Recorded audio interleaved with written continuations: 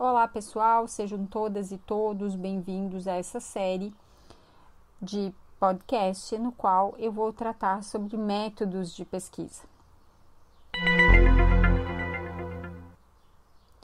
As definições que eu trago aqui são originárias do livro de Metodologia Científica do Raul Václavic. Sobre métodos de pesquisa, ele diz: o termo pesquisa pode se referir a diversas atividades humanas, que vão desde a realização de pesquisas eleitorais até a pesquisa científica, que busca aumentar o conhecimento humano sobre como o mundo funciona.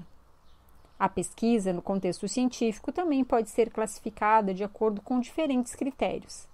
Entre eles, é possível diferenciar tipos de pesquisa de acordo com sua natureza, objetivos ou procedimentos técnicos. Nem sempre um trabalho de pesquisa limita-se a um único tipo.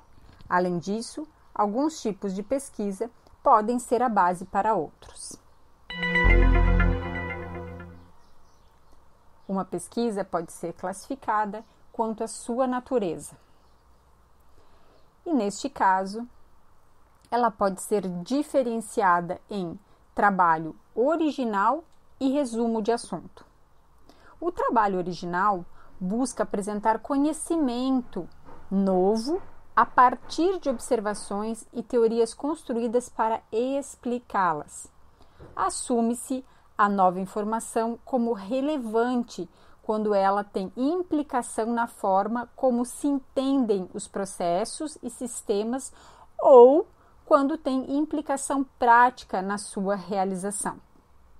Já os resumos de assunto buscam apenas sistematizar uma área de conhecimento, usualmente indicando sua evolução histórica e estado da arte.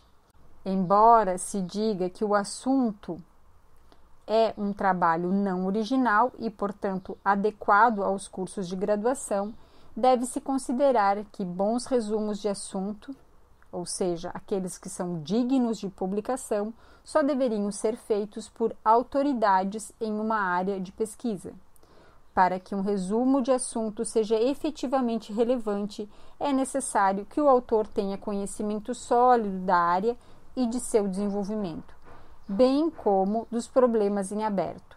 Além disso, espera-se que o autor seja capaz de indicar causas e efeitos que vão além daquilo que se pode ler explicitamente no trabalho já publicado, visto que muitas vezes as motivações para uma área evoluir em certa direção são implícitas.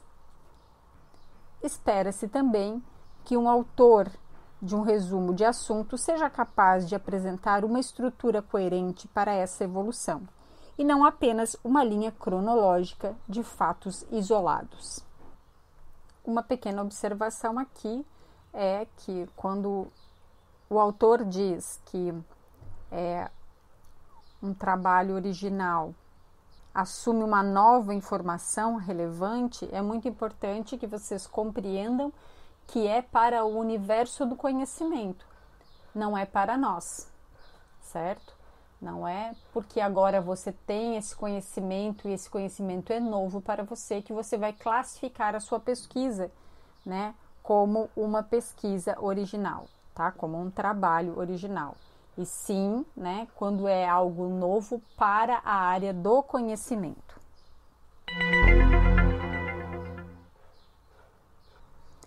Para a definição do método de pesquisa, vocês também precisarão definir os objetivos desta pesquisa. E em relação aos objetivos, a pesquisa pode ser exploratória, descritiva ou explicativa. A pesquisa exploratória é aquela em que o autor não tem necessariamente uma hipótese ou objetivo definido em mente. Ela pode ser considerada muitas vezes como o primeiro estágio de um processo de pesquisa mais longo.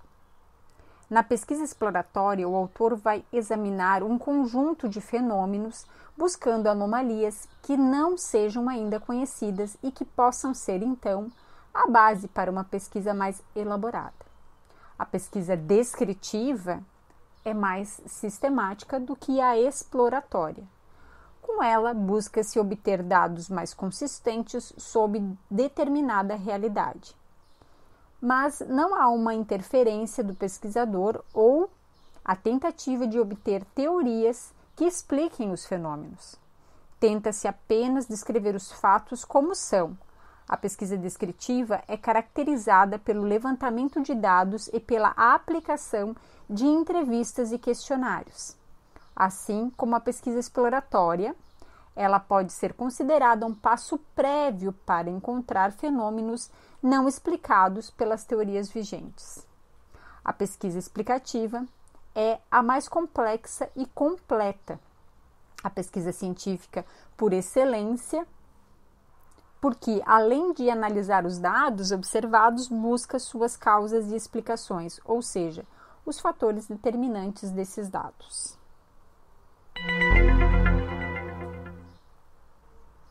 Para o método da pesquisa, também é necessário classificar os procedimentos. Então, podemos dizer que, quanto aos procedimentos técnicos, a pesquisa pode ser classificada em bibliográfica, documental, experimental, de levantamento ou pesquisa-ação.